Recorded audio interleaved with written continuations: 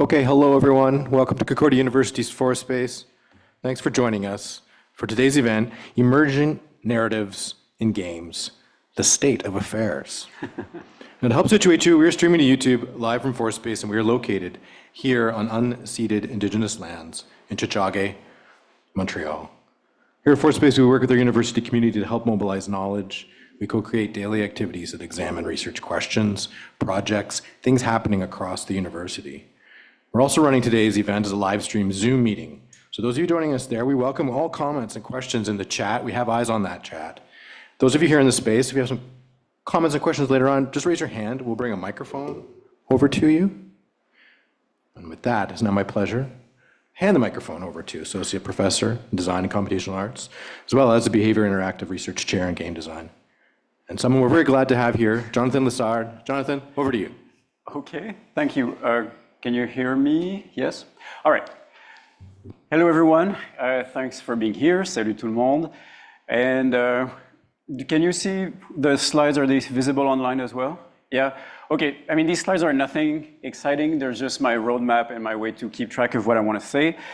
And so emergent narrative, the state of affairs, very ambitious. But as I've pitched it to all our guests here, I really want to finish this question for once and for all, and that's why you're here. And the reason is, so I'm going to do very quick presentations. I'm sorry for our guests. I will not do the round table where everybody presents themselves. And the reason for that is that, I mean, we have 2 hours. Maybe that's too much. But I have the fear that it might not be enough. And you know, I've been in panels where when things become interesting, time runs out. So I want to get to the gist of it. I begin with myself. Sorry about that, but that's also, whoops. Oh, sorry, I can't, because I couldn't see. But that's also to frame the conversation. So why does this happen? It's because I've had this 5 years research creation project, simulation-based, working on social simulation, emergent narrative, story sifting, narrativization, etc. And I was invited to sort of talk about what we learned, and but I know what I've learned, right? So I was more interested to hear about what other people were up to during that time. And as you know, all my guests here, you know that working with this material, probably there are much more questions than answers. And so it was more fun to me to bring people in and see what are we thinking about these things now, given like what's happened in the past years. So we have around the table in the virtual space a great cast. In a sense, I've treated myself by inviting really the people I wanted to hear about and see what their thoughts are. In alphabetical order, Stephen Friedrich, sorry, I think I've never, Friedrich, okay. Master candidate with me and working on the Jagged Times, a deck builder that represents simulationally and mechanically the Bronze Age collapse, kind of depressing and fun at the same time. Shai Johnson Bay, we haven't met yet, in person that is, or even in the conference, but I've read your work. And here I'm quoting your website. My research focuses on building tools, that's always a good idea, to help people use social simulation for emergent narrative in games. So totally on topic. And I mean, you're from UC Santa Cruz, which has a long history of doing great work on digital storytelling, interactive storytelling, and emergent narrative. So curious to hear what the newer generation is thinking about. Max Kreminski, we've met briefly in person for everyone here. So PhD, research scientist, and director of the Midjourney Storytelling Lab. We haven't had time to discuss what that means exactly in person. Maybe at some point we can. Very curious to know what that means. Extremely prolific researcher. Here I've just put from your website just 1 year of publication, which represents like my whole career, and working on now at the edge of with the AI tool. So I'm interested also because you're, like many of us, sitting in between those 2 worlds in the sense, like the procedural, you know of the procedural world, but also working now in the Gen AI world. Quinn, thank you for being here. PhD in so the possible worlds and force dynamics of emergent narrative, so actual bona fide researcher in emergent narrative, but also co-founder of Emoji, a game studio here in Quebec, working on a historical, also simulational, tactical game. And so you have the feet in both worlds as well. I'm interested to hear your perspective. Tanya, thanks for being here, who has co-edited a great book about our topic, procedural storytelling in game design. Must read for everyone who wants to get acquainted with the domain. Also, at Cape Fox, publishing some pretty well-known titles linked to emergent narratives, Caves of Cod, namely Dwarf Fortress, but also developing right now a simulational game, Streets of Fortuna. And so you also have immediate experience with the material. Yuqian, we've met in a conference, and it was probably the first works I had seen of interactive storytelling that was, yes, as you say in the description, AI native game driven by large language model. So that is different from social simulation, but to me it was interesting to have someone represented here who in a sense does not have strong stakes in what came before in terms of how these projects were approached. And so your perspective is possibly different. We'll see, or not. So thank you for being here. These are our guests. Thanks, everyone. The program. So emergent narrative, the program for today, it's simple. I have questions. So I have questions. I have tentative answers, but I'm mostly interested in hearing you. We'll make this organic and informal. So I'll try to, like, you don't need to provide an answer for everything. You raise your hand. If you don't have anything to say, don't. If you have many things to say, do. And we'll try to manage it organically. If I fail to see someone who wants to speak, or if I miss something out, please help me out. But the idea is just to get these going. I have 3 big topics, and we'll try to make it, like, if we bleed over 40 minutes for one topic, we'll try to move on. But you'll see they won't be surprising to you.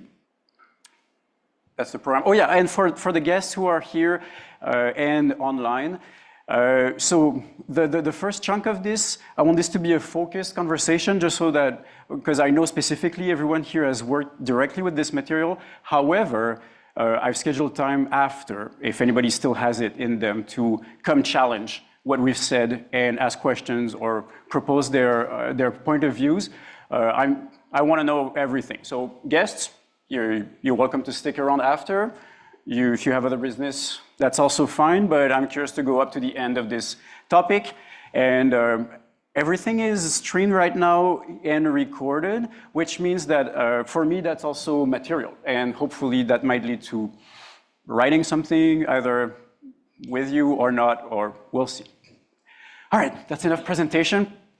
Thanks everyone for being here. I hope this subject is not too niche, but I'll try. I think it should be pretty accessible. Okay, so my big first topic, I named it aesthetics. I don't want to like make it too complicated. It's just the idea of what's good, what makes these things good. And my first question is, just to get started, like, what are your favorite systems or games right now? Like, given some people here or online are a bit curious about this topic, when you talk about what you're doing, what would be your go-to, you should try this? Or for yourself maybe, because now you're experts, what is it, the thing now that stands out for you?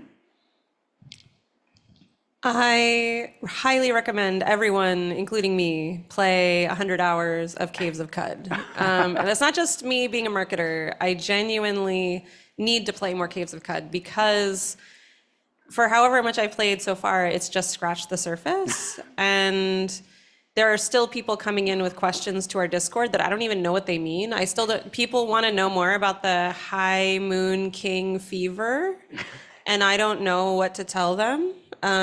But there's so many mutations and so many unique user stories that it's very difficult to sum up in a way that does it justice. And so that's my favorite recommendation of a game. If you ever wondered what would the deepest, most writerly exploration of an open world dungeon crawl type story be, it would be that one.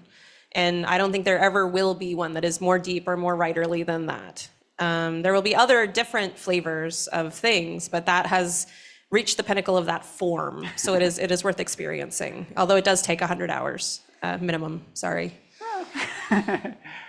Anybody wants to pitch in? Yeah, I can add a few. Yeah, sure. All right, so I'll second Caves of Cud. I recently started playing it. I'm not good at it at all. Like I think I've gone through probably 20 characters at this point. But yeah, everything that Tanya said about that. I would add, this isn't like a super simulation-y game, but Star Wars Outlaws is actually pretty fun. I've had some emergent times with that where like I'm getting ready to like loot some Imperial like outlaw base, and then like some predatory animal just like knock out all the stormtroopers, and it'll just make my life like super easy, and I don't have to like strategize or sneak or do anything. I can just like walk in, hack, and like leave. Good. I hadn't heard of this one in that context. Yeah, sure. I don't know. Oop. Oh, sorry. You go first. Well, go ahead. Oh, yeah. Especially, I would recommend Cottage Simulator. If anyone haven't played that, I highly recommend it because it's super hard to play. I mean, that's not the reason I recommend this, because the hardness, the challenge it provides in beginning without any tutorial really give a huge motivation to that you want to know what's next. And then I think this game with a very complex card system. I mean, most of the content is highly just based on a card and text description, but I think has the highest quality of the text I have ever seen in any emergent narratives game. Another one is based on large language model. I think some of you may have played that. That's called Infinite Craft. Basically, this is a AI version of Doodle God. Like you combine random items like rock and water combined into, I don't know, lava or the land. And then you can make, because this is based on large language model, so you can basically combine into anything. So some people accidentally make iPhone X, and some people made iPhone XX, and you can always extend the item. So there's no limitation of what's happening. So all of the components are emerged from the interaction. And then I think this kind of go viral on social medias because it's very creative, and everything you made basically is only based on how you imagine that can be made. So I think these two I will highly recommend to see. Good recommendations, thanks. The one very easy access, the other more daunting, the Cultist Simulator, it takes a while to get into it. Quinn, you wanted to suggest? Yeah, I was going to give the obvious one, but still the one that influenced me the most, which is the Sims franchise. A classic example of games just about simulating day-to-day life, with enough sort of strange behaviors or dramatic behaviors to either make people's lives very wonderful or very terrible. Sometimes of your own volition, sometimes not. It's still one that I think about, and the one I would always recommend for people interested in sort of agent-based storytelling or character-based storytelling. Yeah, I agree. We had this conversation recently that it was always surprising, but maybe not surprising that there's still only one Sims in the sense, because it does what it does so well. And when I also recommend The Sims because it's maybe one of the most accessible of all these games. And just during lunch, I was saying how every time it gets me and makes me happy or makes me laugh when one of my characters goes to sleep in someone else's bed. Just they're in their house, they're sleepy, there's a bed there. And that's a really small, everybody's experienced that Emergent story, but it pays off, I feel, every time. It's so awkward and strange. And then at the other end of the spectrum, I enjoy Dwarf Fortress a lot, but not much, a bit more inaccessible, but there are some very good streamers I find that make this experience accessible by taking you through, they do all the hard work in a sense, and then do the storytelling for you, and allows you to both understand the pleasure of the system, but without all the hassle of learning it. Yeah, I suppose it's worth noting also that some of my favorite emergent story experiences throughout the years. I haven't played one of these in a while, but they have been multiplayer actually. We haven't talked about emergent multiplayer systems at all. But I think that there are a lot of games coming up now, actually, like Lethal Company is the start of, in some ways, a new genre of multiplayer emergent story engines. And you'll see like Headliners came out last week and is clearly in the same genre. And I think we'll see more and more of that going forward. And I'm really excited about it, actually. As a designer, I think it's a really interesting time to be looking at co-op emergent stories. Yeah. This is also a place. Oh, sorry. Yeah, this is also a place where I'd kind of like to slot in one that I think is a little bit out of the usual conversation for emergent narrative because it's not a computational system, which is The Quiet Year. This is an example of a tabletop storytelling game where it's you and your friends kind of sitting around a table together coming up with ideas. But there's a system that's kind of guiding you through like creating the history of this small sort of town in a post-apocalyptic setting and the events and the people that are in it and how those evolve over the course of this sort of interlude year between like different crises. So it's really interesting, I think, as a sort of point in the design space that is very much aimed at guiding players through storytelling activity, and one where the generativity of it or the emergence of it is not dependent on the system being computational per se, but it is multiplayer and sort of coordinates player action towards emergence in, I think, an interesting way. Very good point. Yeah, I was actually going to add also in terms of non-computational, but also kind of collaborative games. The TTRPG system Forged in the Dark, which is used for Blades in the Dark, Scum and Villainy, has a few other hacks of it, has completely rewired my brain in terms of thinking about narrative. And because it does such a good job of translating the kind of generativity of like the dice rolls that you're making and like the decisions that players are making into this just constant forward narrative momentum in a way that is constrainable enough as a GM that you don't feel like you're losing your mind and imagining every possible circumstance, but at the same time, endlessly surprising. I'd highly, highly recommend it. I do love tabletop role-playing games. It's easier. Emergence is much easier if you have your fellow humans around you. But as Max was saying, the framing helps out so that players don't be overwhelmed with the possibilities or that there are some constraints leading towards what's next. So good lay of the land. And I will, whoops, wow, regurgitation. Just want to see my slides so that I know my next question. Sure, yeah, sure. And, yeah, okay. I knew that was coming. I just wanted to change the slide. We've touched upon this, and so it's kind of round two of the same question, but as we were discussing some games that we enjoy, some of you spontaneously mentioned emergent narratives that stuck with them. So that would be a general question for you. What makes a good one? You know, as you think of your own player experience, or if you read player stories, or if you collect them for different reasons, like, is there any patterns or things that stand out as these are the good ones, or that's what makes a good one? No, you can if you have something to say right now. People will work things out. All right, I can start. Yeah, so usually, at least for me, it's probably things that either like surprise me. So most of the time I'll have like a rough idea of how the underlying game systems work.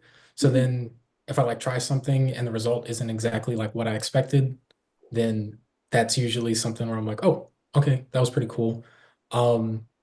Other times it's probably, I guess, going back a little bit to like that Star Wars example where like I'll see the initial like start of something happening, but I won't necessarily like pay attention to it. I'll just know that it's happening and I'll go and like do something else in the game.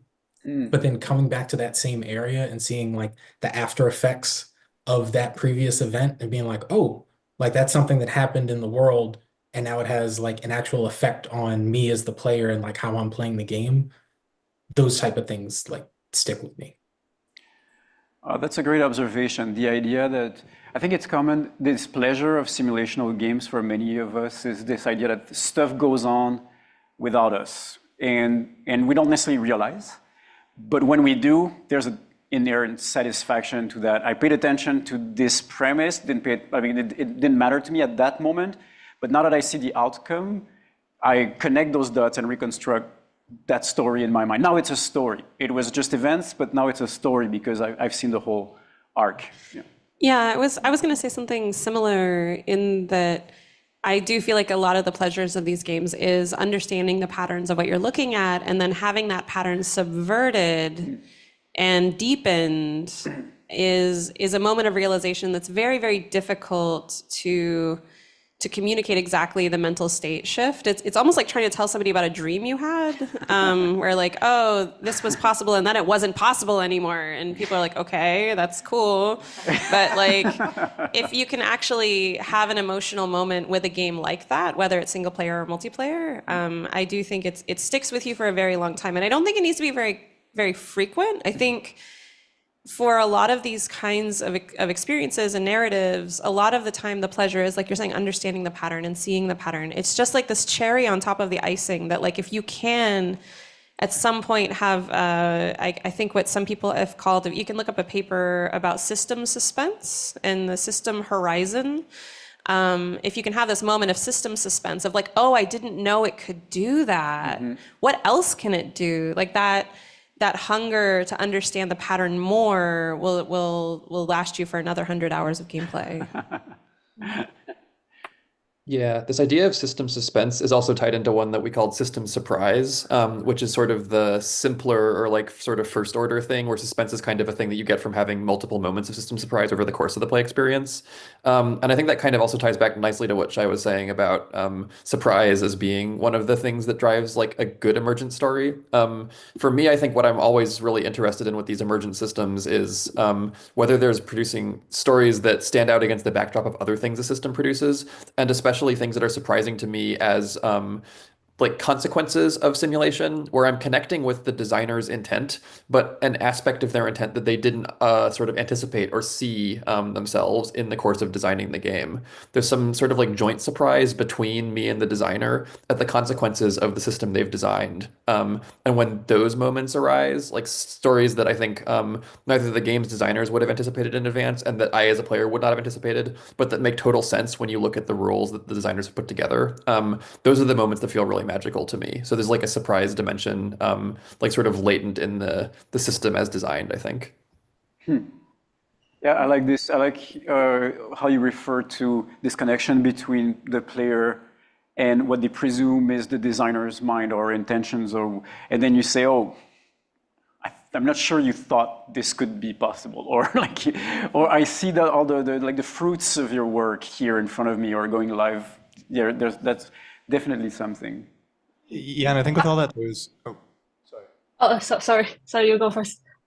I was going to say, I think there's a value in all this to obscurity, in a sense, in the systems that kind of generates that surprise. Like I think about, I play a lot of like Football Manager, and there's an entire subsection of the fan base that exists trying to figure out how the game works because it's deliberately unclear, and it creates this strange sort of community like cargo cult set of behaviors around like, well, I did this tactic in this particular way and I got this outcome, but it's not always immediately obviously reproducible. But the fact that you have such like indirect control, if any, ends up it feels so much more like this obscure system and these like groups of players have a personality that is speaking to you and you just can't quite grasp. And I think there's something really compelling about that. Point. Yuqian, you wanted to add something? Yeah, I think one like personal standards for the good emerging like story is the system should be able to generate and produce really memorable stories for different players. And then that's like so memorable and so surprising that they even hope to share it around. So I think, for example, like many of the good emerging systems, like the Rimworld and Sims, if you check their Steam page, there are usually many people in the review. They will retell the story they met in the game, which seems like many of them is very personal, but it still makes sense because they feel it's definitely 100% good story. Otherwise, they won't share in the public space. So I think I have seen like some like emergent systems, for example, the generative agents. Even though that's still a paper, not necessarily a playable version for now, but I think like this is my personal standard. So like, for example, when I designed the system and I designed the game, I was thinking, oh, can it generate some artifact or some moments that people want to share in the review? It's not necessarily just for all the systems should be shareable or social media friendly, but I think to have some people, like after many years, you may already forget everything you have done in this game, but you may still like memorize this tiny piece, like one death of an important customized character. I think that's how this system become great. Yeah, good point. It's true that these are often what remains, the little chunks which amount like against the 100 hours that we're supposed to play of Caves of Cud. If we remember this little moment and we're gonna retell it for years. I mean, I have few of these stories for many games like that. Did you want to add something? Yeah, it probably ties into suspense and surprise a little bit, but there's always something kind of maybe weird, maybe unsettling or funny about a lot of the emergent stories I remember in games. Like, I wouldn't compare them to watching a movie or reading a book. There's something, you said kind of like a dream. Yeah. Like, it doesn't quite make sense, but it's like, yeah, it's sort of a narrative. And there's something unique about that. Yeah, I was thinking that, our memories tend to form more easily when we're feeling strong emotions, right? And I think that's part of why Dwarf Fortress has the tagline of losing is fun, is because like you're sad you lost, but also there's this humor, this dreamlike internal coherency to the sadness that makes it so memorable. And it's hard because when I tell people that a good emergent narrative is emotional, then they start talking about books and movies. Like that's how, and even games that make them feel emotions tend to be these stories of characters that are authored, and that's a whole other art form. And so it's really difficult to put into words what is the emotionality of that experience that isn't similar to any other art form. But yeah. I completely agree. There's something, sorry. No, go ahead. There's something I've been trying to get at in a little bit of my recent work that I'm calling lostness, in the sense that in poetry, there's poetry that is found, right? Found poetry. It's when you see words that were not meant to be a poem and interpret them as a poem afterwards. Lost poetry is, I think, the state those words exist in before someone recognizes them as a poem. It's sort of like words with latent poetic potential that hasn't yet been realized. That is so beautiful, Max. I love that. And so I think the lostness that we get out of these computational systems is often the system has generated some meaning that is lost on it. It doesn't understand the meaning of what it's generated completely. And as a result, is able to kind of step outside human preconceptions of what a story is in a way that's partially but not totally congruent with our aesthetic values. And that means that it can get to these strange places on the edge of what considers like, or what we consider like a good story. And I think that's part of why the dreamlikeness is present in many of these. It's something that you wouldn't think to tell on your own, that is only kind of emerging because the system has a slightly strange view of what counts as a good story or what a story even is. Yeah, and I recommend, you wrote a beautiful paper about this, and I recommend it because it gives some insightful thoughts also about the kind of relationship we have with AI as a artist, or at least as something that generates something like art, and whether the art is in us finding it and giving it meaning, and what's the role of the machine in there. Good thought. And I'm going to change the question because it leads to my next question. And I think I have some answers already from you. Because this weirdness, definitely when I think of the emergent stories that I like, there's often weird.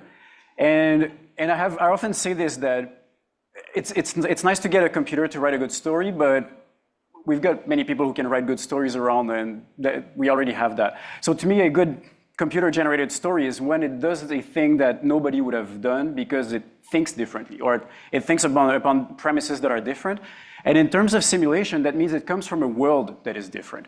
And so you recognize a good story as, sorry, I forgot who said it, because, I think it was Max, that you know the world, you know what it should be outputting, and then it outputs something that trumps your expectation and also looks weird even in terms of regular expectations of how things should go, and then it sticks to you. Just like the character who went into somebody else's bed and nobody even made a fuss about it.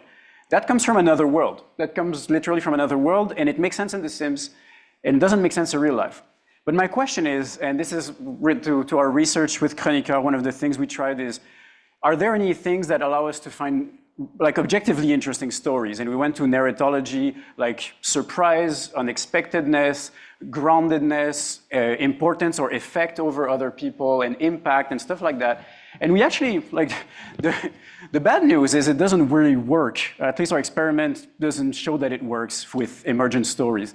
And it forces us to think that maybe they work against a different regime, like than traditional narratives. Just like you said, they're not like game narratives. They're not like, sorry, film narratives or fiction narratives. So my next question is, how much is it necessary to be acquainted with the world that the story came from to be appreciative of that story?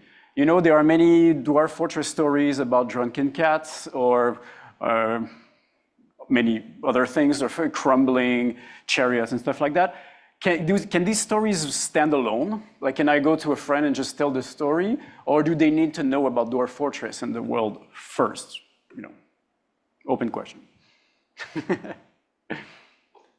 I think a lot of times it's difficult for anyone to be interested in your emergent story anyway, because it is a little bit like describing a dream. And what ends up happening, like the other panelist was saying, when you look at the reviews for things like Dwarf Fortress and RimWorld and Caves of Cud, and hopefully Streets of Fortuna someday, you see the user stories themselves are kind of funny. Like, even if you've never played the games, you can look and see some spark there, but it doesn't move you. Like, you as a second order experiencer, unless you really, really know the game, I don't think they're like uniquely compelling, no. And so that's actually part of why Streets of Fortuna is semi-historical in its presentation and its world building. We're trying to make it as easy to be acquainted as possible without literally making The Sims. And so a historical aspect to the world we felt was an easier way for the average Steam gamer to get at that. And Dwarf Fortress also, remember, it doesn't have that unique a world. Like, everybody's seen Lord of the Rings now. They know what a dwarf is. I mean, 15 years ago, maybe not, but now, here we are. And you can actually read the stories of Dwarf Fortress and have some idea what's happening and why this story is amusing. But the more relatable and less unique to the world the story is, the more immediately comprehensible it is also. Yeah, I was going to say the line I would use is, oh, you had to be there. Like, when you have this amazing moment and you try and share it with someone. Very good, yeah. And there's also this element of when you tell the story, then your own ability as a storyteller comes into play. And a lot of people may appreciate a story, but not necessarily be good storytellers. Like, there's some really well-written Dwarf Fortress ones that got me, that get you interested in the game even when you're not there. But if someone was just like, oh, you wouldn't believe like what my dwarf asked for last night, like 15 silk, can you believe it? Like you said, someone will just be like, okay. I'm like, no, you had to be there. At the time, it was hilarious. Point taken. I really like the bringing in. Oh, sorry. Please go on. I really like the bringing in of the player capacity to narrate the story as an angle here, because I think this is one of the things that really sets apart the games that are producing like super well-known emergent stories from the ones that are not. They've managed to attract players who are engaged in storytelling as a practice and are actively trying to craft the raw material of simulation into these compelling narrative artifacts that can be shared around. I think Dwarf Fortress has managed to do this. There's things like the boat murdered story and like these little Tim Denis comics comics that kind of like illustrate the sequence of things that happen in these dwarf worlds in a very compelling way. There's some baseball stories that I think are very well told by players, where the bare bones of simulation are actually super, super bare bones. You just see like a bunch of random baseball events that are kind of surreal and have like strange things happening. But then there's this massive fan wiki where the players are like the people who are like watching the simulation have basically chronicled like the life history of every character in that sim. And many of them have these really interesting sort of like threads around them. So there's something that I like to call the narrative instruments metaphor, where if a player can play a system to produce narrative, the way they could play a musical instrument to produce music, then that's when you start getting out these really virtuosic retellings. And that's the thing that I think makes a lot of these sort of like have a longer life than just another simulation. I want to follow up because like even I think some of the emergent system, even though like they're like fully fictional, like at least my parents cannot understand that, they also provide some entry points for some passengers to have an interest. One example is there's a game called the Lobotomy Corporation. If anyone have heard about that, that one is based on the worldview of SCP Foundation. So basically, there's many abnormals, like huge monster that's super weird, and then you have a full company of employees to control them. So many of the retelling in the reviews is how their like tiny customized employee died in this game because they awkwardly like died because of the random attacks from the abnormals. So I think even the people who are not familiar with the SCP Foundation worldview, they will kind of be relatable because they're employees. Even in this game, they will sometimes have some mumbles or some whispers like "I need to go home to take care of my mom," and then many people relate their condition to these employees. So they kind of have some entry point for them to say, "Oh, maybe I should have a look at this game." And then in that case, like the worldview or the world, you doesn't need to like firstly to be there, but you can be there after you have the interest from the sharing stories, sharing the shared emerging stories from others. Yeah, so I think it's like definitely need to provide an entry point for everyone. Yeah, good point. Yeah, I just wanted to build a bit on what y'all have been saying about you kind of had to be there, and also with Dwarf Fortress, like there being these sort of like genre expectations that people kind of carry into it. That's something that we've kind of run into headlong with our research at the moment, which can I describe briefly? We essentially attempted to narrativize a series of events that happened in Chroniqueur without revealing that that's where they came from. And one of the things we kind of see in responses is that if you see just prose text presented in front of you, you have a different set of assumptions and genre expectations as to what this story is going to be like. So things like, people talk about the names that Chroniqueur generates a lot, which are a thing that in the game I find incredibly charming, but out of any context, you read a story and it's just like, yes, Facilian's Begin Girl. It's like, that's not a name. It completely takes people out of it because they don't come at it with the sort of proper generic framing. Yeah, certainly one realization for us is that we found the stories much better than the users that read it. But because we're very aware of what's the possibility space of that game, and so to us, those that came out were like, oh, these are really good ones, because we know all the bad ones that could have come up. But I'll tag to unless Shai, did you want to jump in on this one? Yeah, I can add like a little bit more, probably mainly piggybacking on what Max had said. I think focusing on the player, having that appreciation for, or like some internal model for like how the game systems work, sort of adjusts their relationship within the game in terms of like them being emergent story authors.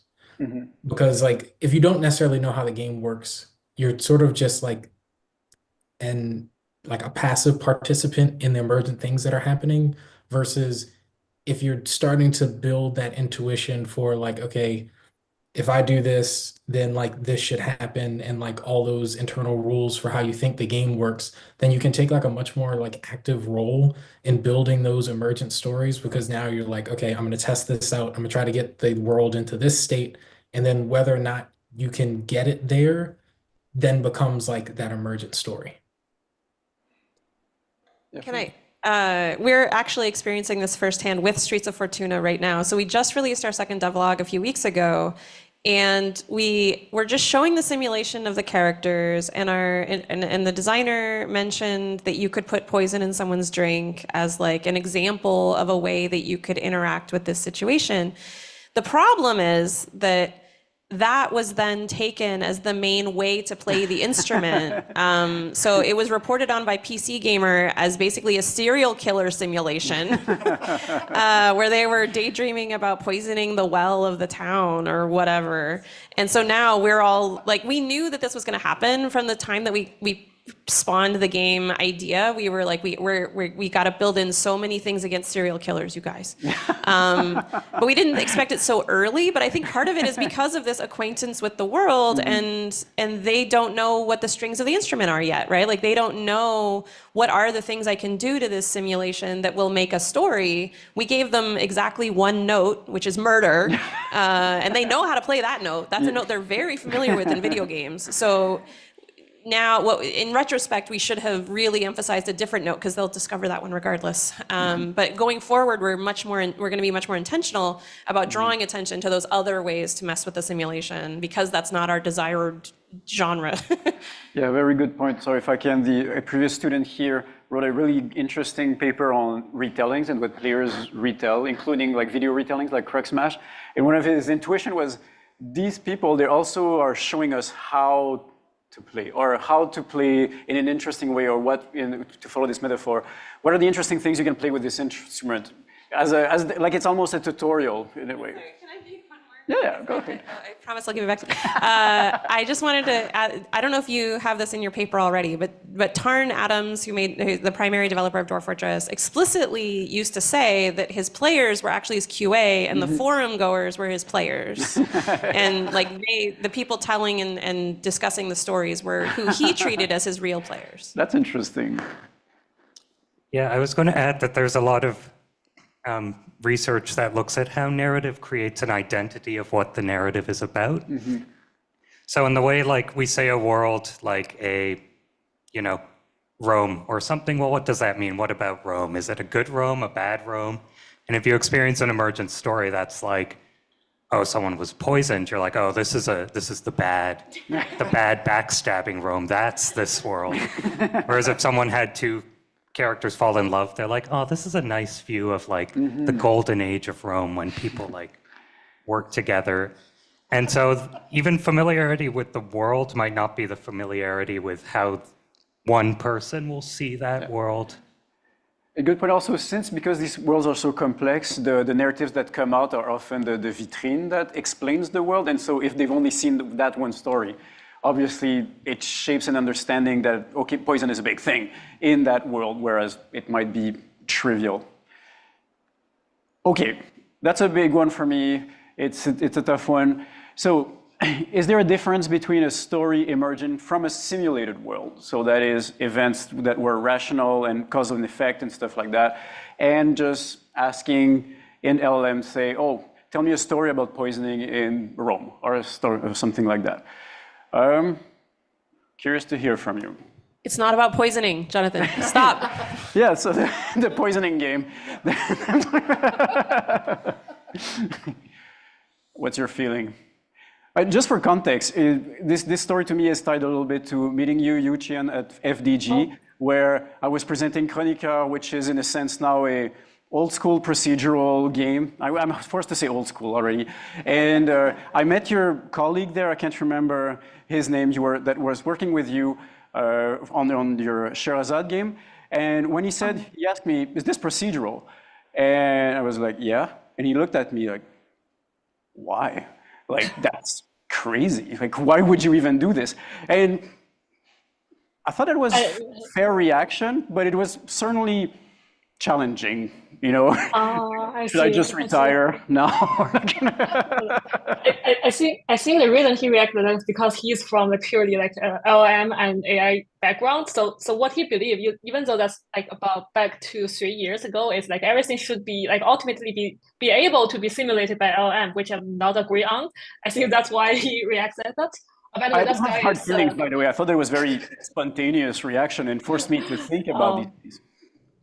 But I think like because I'm like I'm from art and design background, even though actually I'm a colleague of Max now, we're both in storytelling lab, and he is director, and I just joined like several months ago. But I think like from my side, like each time I met this kind of question, my first intention is how's the players perceive that? Like, does it matter for them? And then if that doesn't matter, then that doesn't matter, because the what player is seeking, or if we call them like reader or the players of your system, like this is depends on how they perceive the system. For example, like the game I made 1001 Nights. So basically, it's you telling stories to the king in Arabian Nights, and you need to convince him to engage in your story. So sometimes I met some player misunderstood the border of the system. For example, basically, the king is just an AI agent, continue your story. And then once one player mentioned to me, he noticed the king mentioned a treasure box made from moonlight, and then he misunderstood that's a clue, like regular RPG or detective. That's a clue that he should investigate in. So he kept telling the story about that treasure box, but he realized that doesn't have meaning. But actually, because the storytelling is based on LLM, it make meaning by itself. So ultimately, he still finished a very compelling and interesting story that's, again, here's the story he think is worth sharing with me. So again, this becomes a story that's memorable, that he'd love to share with others. But it's totally doesn't from a simulated world. It's not from an also world. Like I put a treasure box in it. It's fully like generated from LM, but it still became a moment that he think is worth to share with others. So I think like I cannot say like I don't mind, like does it matter, or is it a difference from the simulated world from LM? It depends on, as the designer, how we want the system work, or as a designer how we decide the players having their story emerge from the system. So I think the difference is depends like how you want to make the system fun. And then for me, like most of my work is based on LM. I design all bunch of experiments with how LM generates stories with people. That's why I joined Max team. So I think yeah, it depends on the design. Depends on your wish about how players join your world. It depends. Not an answer, sorry. Not a good answer. Anybody wants to pitch in on this? I can actually give a different answer, which might be interesting. I tried to write down my answers to some of these questions in advance, so I'm kind of going to go back and forth between my notes and what I just what Yuchen just said. Sure. But I think like the thing that makes a story emergent in a conventional sense to me is partly the surprise that we talked about before, of feeling that the system is maybe supposed to produce some particular kind of thing and then ends up producing something a little bit unexpected or outside of its usual range. And to some extent in this idea of simulation reality, which is one of the aesthetics that James Ryan, as part of his PhD thesis, kind of posited for simulations and emergent narrative and those kinds of things, where you feel like there's something that's really happening in some sense. The simulation is kind of this consistent, coherent universe, and the things that you're seeing out of it are like consequences of that universe, even if they're not things that you would necessarily expect beforehand. Insofar as language models are both able to operate in a mode of just straightforwardly producing lots of text and putting out a story at the end of that, but also in a mode that's more complicated and rules driven, and maybe doing what we'd call author simulation, for instance, where you have it kind of play the role of a human author and think about certain things that the human author might consider, and then try to recompose those and put out a story that somehow is aligned with that author's like perspective or something like that. I think it gets to this really interesting question of what makes a story emergent, but then also whether there's the sense of coherent reality on the other side of the screen. If the language model is just like momentarily responding to whatever open-ended prompt the user has typed in, and there's not anything else around it to like dramatize the process by which the language model is telling the story, then that feels much less emergent to me, because you don't have the surprises and the consistency that's being like played with.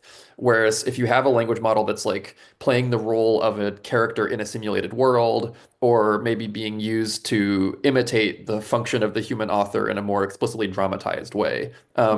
I think that starts to get more emergence as a way that we almost like narrate the production of these stories from these systems, and maybe is more aligned with the framing of emergence as we traditionally understand it. So I think my answer is also it depends, but for a different reason. I see. Thanks. I mean, your touch points are important to me, and it made me thinking in the fact that I don't think it's not a either or a problem, but rather it forces us to think of the differences or the qualities, and the fact that there's in a case of a simulation, as you mentioned, James Ryan put this well in his thesis, the fact that there's something that is like a real world has an ontological difference. If someone just makes up a story on the spot for me, then I'll take it as is. Okay, you made up a story. But when I encounter something in Dwarf Fortress, to me, it's real. It has happened in that world, and I judge it against the possibilities, the conditions of possibilities in that world.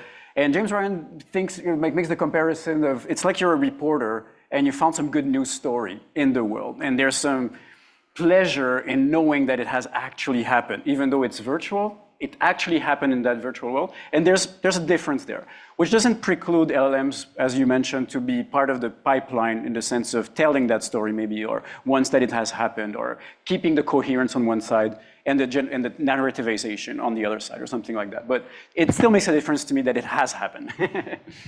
Yeah, I think that's really insightful.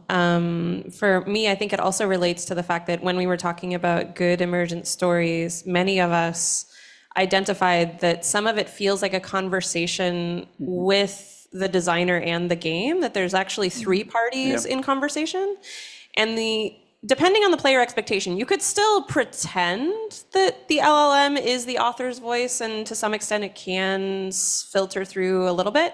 But I do think that at least in the current LLMs situation, capabilities, the author's voice of the simulation comes through much, much stronger in the simulated world. Whereas in the LLM, the player expectation and ultimately the tools the author has are much fuzzier and less distinctive.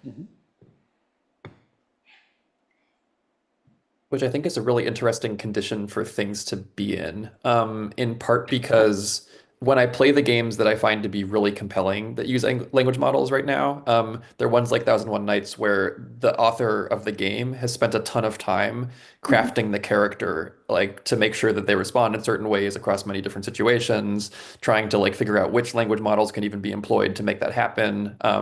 Like there's a lot of authorial effort going into constraining the system, almost like sculpting it subtractively from the space of all things the language model might try to do, down to just the ones that are desired or intended. And I think the ones that feel less compelling to me, which is most of them, to be honest, are the ones where that authorial effort to sculpt down the language model's persona is not as clear or is not as sort of like fully realized. So there's really something interesting about this like weird mediated authorship with this system that by default is inheriting a lot of like the voice of the internet, basically, which is this very strange material that's hard to work with, and trying to subtractively sculpt it down instead of like constructively build out a simulation. It's almost the opposite orientation that you normally have in simulation design. I totally agree.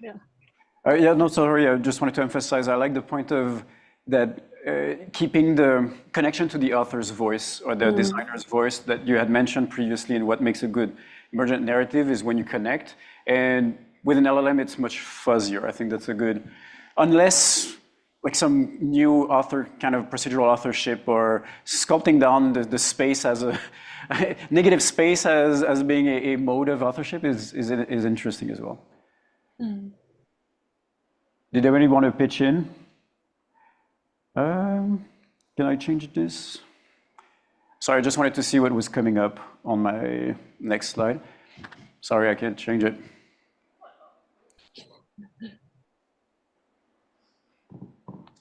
All right. Okay. Actually, that was the end of that first section. Yeah. Okay. Bravo, everyone. Good work. And we'll have opportunity to touch back on those things, because obviously we're remaining in the same domain.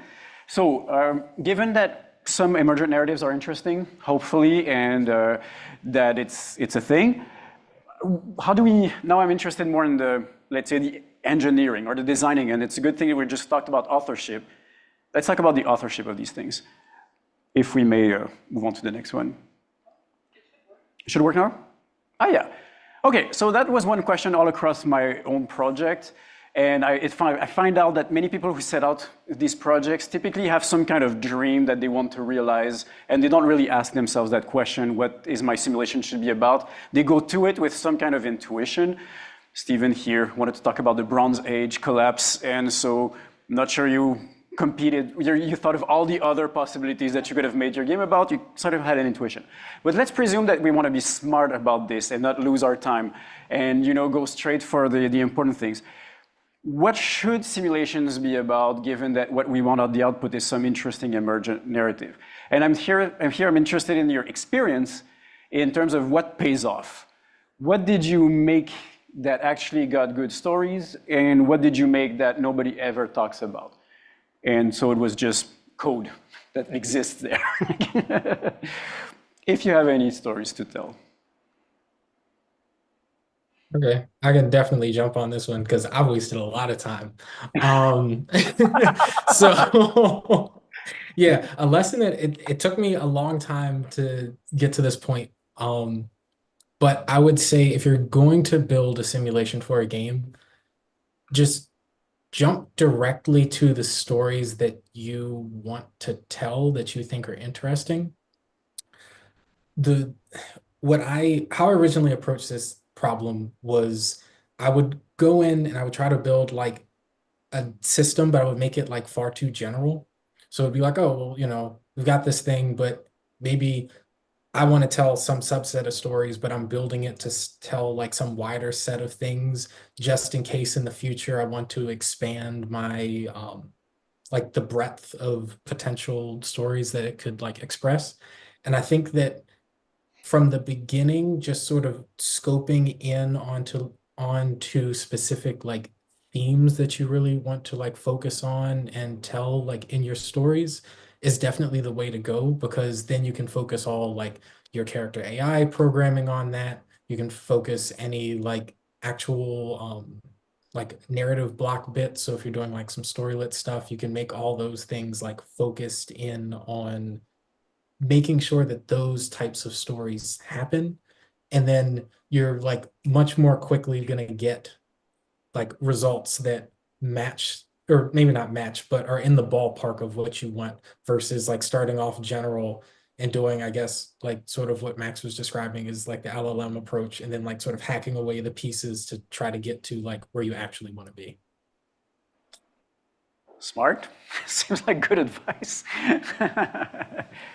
I was going to say that I completely agree. That's going to be my answer to about 15 of your questions based on what I saw was yeah, defining your user stories first. But I was going to say that the one item that I see across our three big simulation games, Dwarf Fortress, Caves of Cud, Astronauts, hopefully Streets of Fortuna, but also even the multiplayer stories that come out of things like Lethal Company, they are about characters. Mm-hmm. I would say if you're going to spend time, put it on humans. Humans love to tell stories about humans. That's just what we do. Mm-hmm. I feel like that's the purpose of stories, is to learn from each other. Oral storytelling traditions are all about like sharing knowledge and things like that. And as much as everyone talks about how Dwarf Fortress is amazing because it has deep simulations of the 50 million different kinds of minerals and geology and whatever, like that is not what actually causes the stories to be told. That's like a marketing line, if anything. The stories are actually about the dwarves. They're actually about their little lives and their little mistakes and their tragedies and the subversions that happen with the dwarves, always. The background radiation of like, oh, this is the deepest simulation ever of everything, always, is just sort of fluff at the end of the day. I think if most of that disappeared, it wouldn't actually impact the game that much from a gameplay perspective. And my proof for that is Kenshi, because Kenshi is a completely hand-authored world, but the stories people tell about it are still about the humans and the characters that survive in this tough landscape and things like that. And so it's just, yeah, laser focus on your human characters or whatever humanoids you have at the moment. If I can push back, I mean, I agree. Sure, yeah, with feel you. free. I love debating. Yeah, Let's go. I agree with you. In general, I think characters pay off the most, but I think Dwarf Fortress is maybe not the best example for this because first, the dwarves, we're discussing this morning, they've got a lot of info, but they've got too much info. So most of the time, I don't really know who's who in the fortress. However, I have many stories about the water. You know, the simulation of the water, so surprising that water, and Cork Smash also has many videos about, oh, I'm gonna make a big pool of water and see what happens. Or I'm gonna make a basin of water that floats into space and then open it up and see what happens. And these are pretty good stories. I agree, but I think especially the dynamic physical simulation in Dwarf Fortress actually pays off a lot, I would say. Fair point, fair point. I still think most of the stories I hear about water involve drowning. Yeah, okay, yes. Granted, that's not a very complicated human story to tell, but I do see a lot of people wasting energy on simulations that have no bearing on characters, and I think that has the most difficulty finding an audience. Good point, and just since we're there at characters, you can say whatever you want, but there's also the question of what do we simulate about characters? Like, because humans so multifaceted, also what pays off even when we think of humans? No need to answer to this, but just no, that actually leads in quite well. Okay. Because I was going to say one of the things I found is that you should start with themes and characters, but also like the building blocks of a lot of narratives are conflict or some kind of like interplay between two forces, literally from my research or whatever. But like those are kind of the building blocks that will make your stories, is something that is pushing back against what your characters want or how they live. And that can be even more abstract. That can be, I don't know, a flood eroding away the walls of your castle could then be a story because there's, you know, an implied conflict here. And so you talked earlier about The Sims bores you because why do we need to eat? Why do we need to sleep? And like that just feels kind of like wasted time. And then what you want is the character. But even then, you don't just want to talk to the character about their interests, which is what mostly they do. You want them to fight or, you know, fall in love or something that has this weight to it. So I think also structuring your game around this idea of like, what are the really small little building blocks of the stories from, you know, a bottom-up kind of simulation game? One thing I really like that. One thing I really like that you've mentioned there is the way that there's a lot of mundane actions that happen in The Sims that are not the big conflicty actions that you want to be driving the story towards often. And I think that's really important, actually, that there be this substrate of actions that don't matter that much to establish some contrast between the big player visible consequences that they're trying to drive things towards and kind of the rhythm or the backbone of simulation. There's just something really interesting to me about like the way that by having this kind of mundane landscape of simulation actions the characters do on their own, it like heightens the importance of the big emotional swings that you're trying to cause. Yes, that's a good point, and that's somewhere I wanted to go back to push back on the conflict. First, I agree, obviously, conflict, but The Sims, I'm irritated by the eating and all that, but that's because I'm not irritated that they do it. I'm irritated of getting them to do it. It's like, take care of yourself, man. But there are many Sims stories that have this, like for example, the dirty character that always leaves his dishes on the floor, including like in his own bed or in somebody else's bed, or the person that fell asleep going to the toilet and then peed himself right in front of the toilet or something like that. These are super good stories. I love these stories. And so I wonder, like, what's the threshold of the mundane? How much of the mundane do you need to do the backbone, as you say? That's also a good term, like to do the contrast, like the setting up, the staging of the drama. But what's also too much? Because definitely in Dwarf Fortress, the amount of grind and minimum actions that you need to do is a lot. And so the threshold here is also what I'm interested in. Yeah, I mean, the messy character, I'd only say they would be a narrative if A, it's pushing back against your desire for a clean house, or B, and probably more interesting, if you pair them with a character who likes cleanliness, and then there's kind of the interplay between the two. Otherwise, you have a character who's messy, and that's kind of interesting, but So you're saying there's So the conflict is between me and my characters, but that's true. I think that's totally real. That the fact that these agents have their own kind of agency that goes against the grain of what you'd like them to do is always a lot of the juice of these systems, I find. Yeah. Yeah, I actually think it's worth, I don't know if it's directly related to this question anymore. We're sort of far afield at this point, but the number of games in which, even if it's a game like The Sims or Dwarf Fortress where you have theoretically, 10 different characters you could be controlling, people still end up telling most of their stories in the first person. They still end up with this protagonist perspective on the conflict. And so I think it's worth noting that the conflict between two characters is more interesting intrinsically if I identify one of them as me. Like, I do think that you can set up your toy box with your messy character and your neat character, but I think inevitably you're going to be rooting for one of them. And like the way you tell the story to someone else is going to posit one as in the right and one as having messed it up. But I don't know. That's just something I was thinking about in terms of what pays off is letting your player have an entry point to say, I did this. Yeah, good point.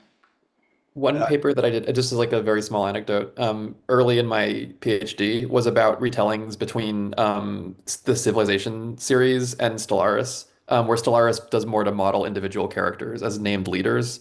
And we actually did find that there were significant differences in the stories that we surveyed on the internet between like perspective, like in the way those stories were written. A lot more of the Stellaris stories had in-world perspectives as opposed to like player perspective. So there's something there about like characters being a way to get in. It's empirically visible. What's the name of that? Can you say the name of that? I want to read it. The paper is Evaluating AI-Based Games Through Retellings. I think this is like 2019. I've read it. I also read it. Did you want to add something? Yeah, in terms of like what pays off and where's energy wasted, if I like look at the many different versions of my game, The Jagged Time, as I've made it, just like going through the archaeological layers, the thing that always gets cut and always ends up making the game better when it gets cut is any one element that is like overly complex, that the actually interesting emergent narratives come out of a number of relatively simple interactions as opposed to any one, okay, this one particular mechanic that I really have to think about. Like if I want to convey that great power politics is a really important part of the late Bronze Age and part of how these interconnected societies collapse, having a diplomacy system is not actually necessary. And I wasted a lot of time trying to make one make any kind of sense within the kind of like ludic framework of the game, until I realized it really doesn't matter. Like the only thing that I can convey everything a player needs to know about that much more efficiently by cutting this entire system out, making it much more direct. And yeah, and bringing it back, actually, it's funny you mentioned like conflict, Quinn, because that's like one of the core ideas in my game is that you're always responding to crisis. Like everything that is happening, like the world is in motion, you have to have something to respond to. And like that is a lesson I keep forgetting and I keep I keep having to like re-remember. But for people with better memories than I, very good advice. Bring it back to conflict.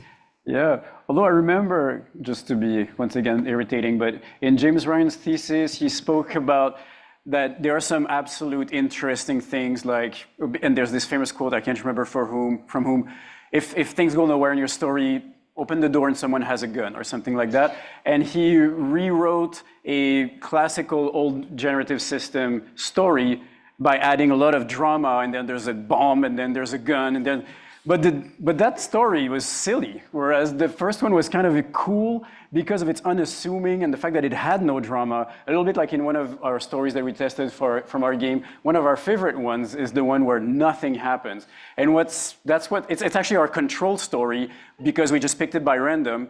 and essentially nothing happens. But it makes one of the best stories because it trumps all expectation about what a narrative is about. And it sets the story towards something, nothing happens, and everybody's like, ah, that's a funny one. Like, Yeah, I mean, I think it's worth noting that I played Quiet Year. It's a great example of a story that I still remember many, many years later because I felt a lot of emotions during it. But there was very, very little conflict. But I think it's hard mode. I think it's just that conflict brings out so many emotions.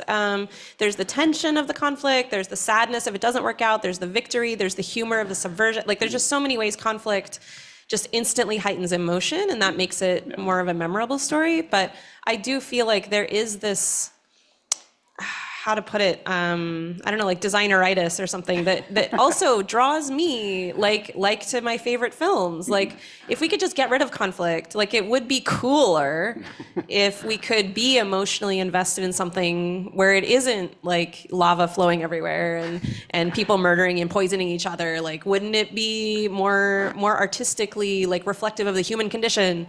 Do we always have to have conflict? But then, you got to make the game, you got to finish the game. Well, you never finish the game, but these games particularly. Yeah. No, you're right, and that speaks of game narratives in general. Maybe that the stakes of conflicts typically are way through the roof, but that's maybe more of a prescriptive thing or a question of taste. Time flies. I don't know if maybe this one we can breeze through relatively. If anybody has good advice with this, because one of the issues, of course, for those who've made these kind of systems, is definitely that you design for emergence, right? So you design a complex system, and then it bites you back very quickly and direly, where it becomes a point where adding or changing anything is super complicated because anything you change triggers across all systems and breaks everything. I can't even imagine how Dwarf Fortress is being designed and developed. So I don't know, any good words of advice for people who want to not become crazy developing a complex system? So I think, oh, no, go ahead. Somebody else. Oh, yeah. So coming at it from a software engineering perspective, something that helped me was writing unit tests for all the low-level things that don't have anything to do with like character AI. So if it doesn't have to deal with like, oh, whatever behavior is happening now is the result of something that happened, I don't know, like a couple simulation ticks before, like all that simple stuff where it's just like, oh, these are just one-off functions that like mess around with character stats or set certain flags and like all those things. If you have unit tests for all of those things, then when something goes awry and you have to like do some debugging, it removes doubt from that stuff and you can like pretty much play around in like the high level space. And in some ways it becomes like less of a bug and more of like you trying to fix like a slightly defective but perfectly like valid universe that your game has like kind of set up. I went through like this debugging thing where it was it felt like I was fixing timelines like in like the Marvel Cinematic Universe where like some character, we had some non-determinism and I was like trying to like root out the non-determinism, and I had a character that took a job over another character, and that like set everybody's lives off on like these crazy tangents where people were like meeting folks that they don't normally meet and like having children. And then like each time I like fixed something, it like was removing pieces of their lives that existed. And it was just like, oh wow, this is like really cool, sad at the same time, because it's like, yeah, these two people never meet and they never have a family, and like that happy ending doesn't happen for them, but it's like making things right from a designer side, even though all those other worlds were like perfectly valid, nothing was really broken. I just felt like it was broken. Okay, that's really interesting and definitely speaks to the pleasures of working with this material, or all the treasures. I mean, I had a lot of fun working on Chroniqueur, probably much more than any player like that tried it in any context.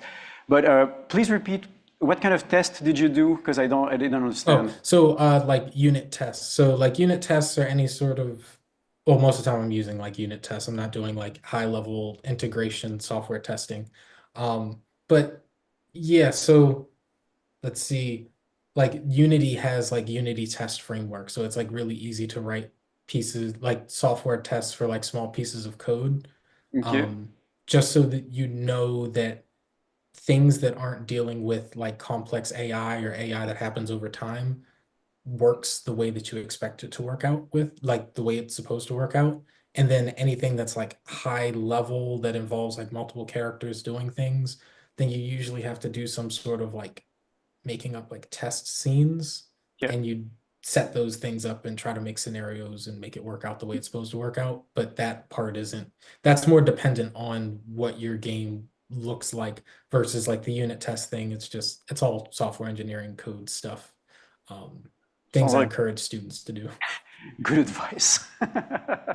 Yeah, I mean, that's a really great example of how to help yourself in the future focus on the design, not the technical implementation, and really get to look at the gestalt of what is happening, rather than get bogged down in whether the way that the water ripples has affected how the cats swim or whatever it is. I'll say that the answer to this that I've heard the most often, and the way to focus, the whole point is exactly what Shai said, is being able to focus yourself on the design as much as possible. And one tool for that is, again, to really look at the user story you were trying to enable, and breaking that down to, as Steven said, the simplest building blocks.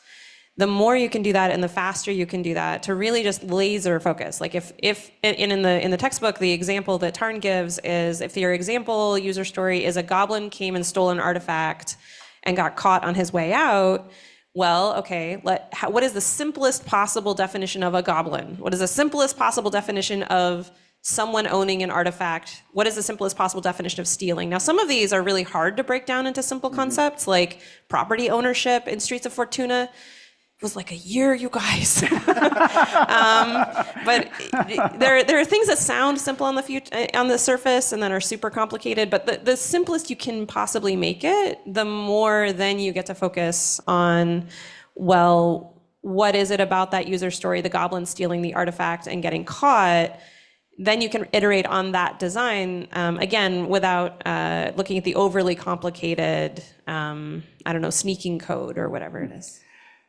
Just a word about user stories. I forgot to push back on that a bit earlier. Because I read that paper and I like it, but I worry about, first, if you already know what the stories are in advance, in a sense, couldn't you just write it? So, and also, if you've designed your system for these stories, isn't it exactly what you're going to get? Like overfitting in some sense. It's possible, but I think that this is written towards an audience that is interested in emergent stories. Mm-hmm. So, yes, we could theoretically interpret that strictly to the letter as, let's script a goblin coming into a pre-built room to take an artifact I put there or whatever. But in reality, knowing that we are procedural interested people, systemic interested people, once you start making systems of characters having property that is generated for them, characters having motivations to want to take other people's property and leave with it, and other people wanting to protect their own property and catch people who are taking it.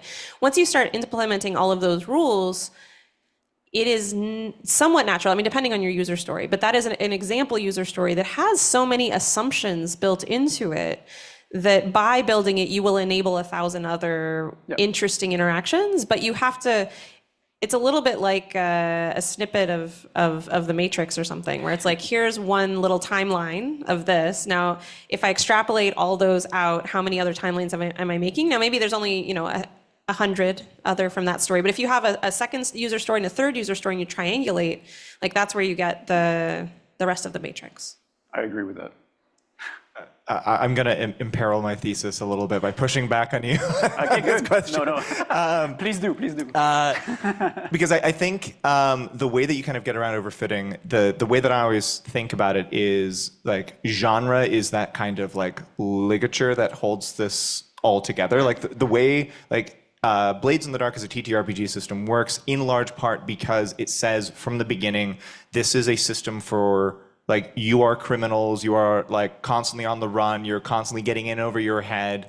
And it provides this kind of common framework for the kinds of stories that you're going to be telling. But that's also the thing that makes it impactful. I think where other TTRPG systems can often, and game generative systems in general can often fail, is well, you can do kind of whatever you want. We are not providing any kind of like generic layer around the kinds of stories we're going to be telling, which ends up making the stories themselves kind of insubstantial. And I think about like a really great example of emergent narrative is Shadow of Doubt. Which is for those who aren't familiar, is a procedurally generated noir simulator, essentially. Like you are a private detective in a dystopian setting, and you're solving a series of murders. And you play it enough times, and you start to realize, okay, these are kind of like the sorts of stories that this thing is telling.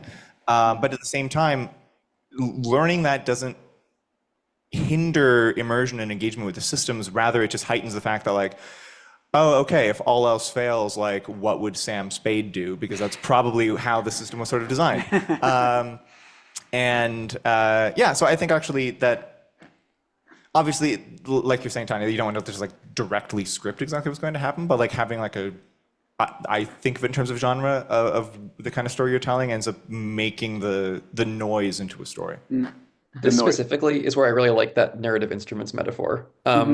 Because in the instrument design context, like if what you're designing is a thing that is played by people to get a certain sort of like sound out, then you can design very deliberately to have a characteristic voice of that instrument. And then people will come to your narrative instrument over others because it has that voice or some like level of tone that it imparts on the stories that you tell. Dwarf Fortress, I think, is a great example of this. Many of the stories of Dwarf Fortress are the civilization gets like more and more powerful, reaches a little bit too far, and then collapses very dramatically. And I don't think that's actually a bad thing per se, because there's a lot of different ways that you can do variations on that basic, like sort of like plot backbone.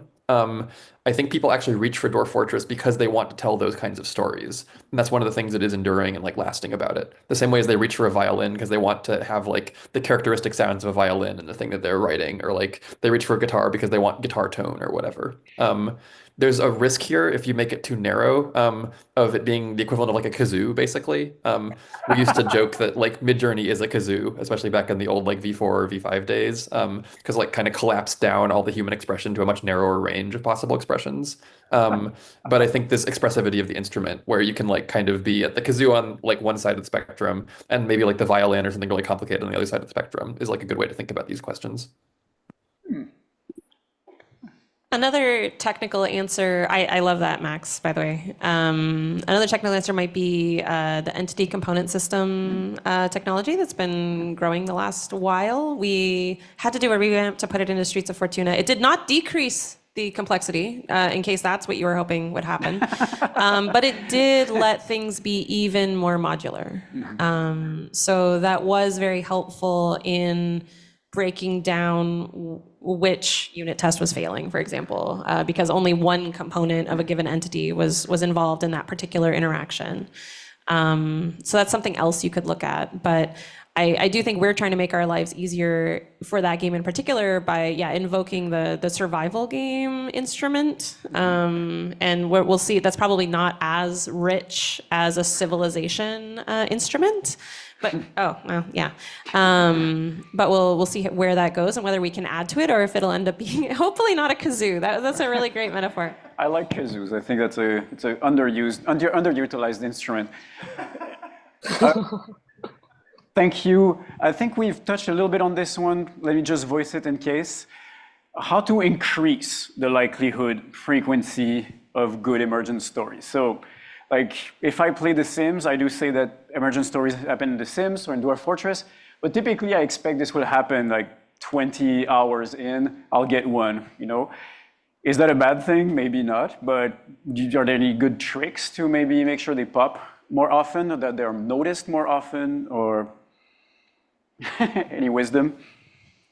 So it's probably worth noting that Sims does have invisible systems that detect if a story is in progress and encourages it. Yeah, that's true. So they're like, it's not a game that's completely just a simulation. They do a little tweaking behind the scenes. I know, for instance, James Owen Ryan is completely against that because it's like fouling up the emergent world. But there are systems for like tracking and predicting the player's current velocity in a story or currently interesting setups that exists. And then you kind of encourage or like push them ahead. The downside being that this might pop too often and people start to sense what's going on like under the hood. But that's one example I can think of an actual existing technology to encourage stories of a specific type in a Some kind of simulation drama game. management Yes. in some way. I think, I don't know if this makes the stories more frequent themselves, but just making the existing systems more player digestible can help. Again, going back to Dwarf Fortress, I'm sorry, but it used to be that dwarves had a giant paragraph that just described all of their statuses. And somebody made an amazing mod called Dwarf Therapist that helps you better understand like what's happened to them lately, what's their mood basically on, like what's their trajectory basically. And just by making that more player facing, more player stories were much easier. Like all the hardcore players would say never play without Dwarf Therapist.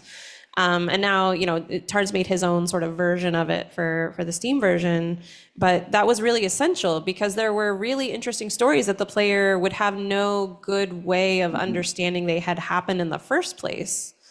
So yeah, just extra messaging can help too. So that's a good point. They don't necessarily need to happen more often, but make sure that they're seen or that they're perceived or deducted more easily.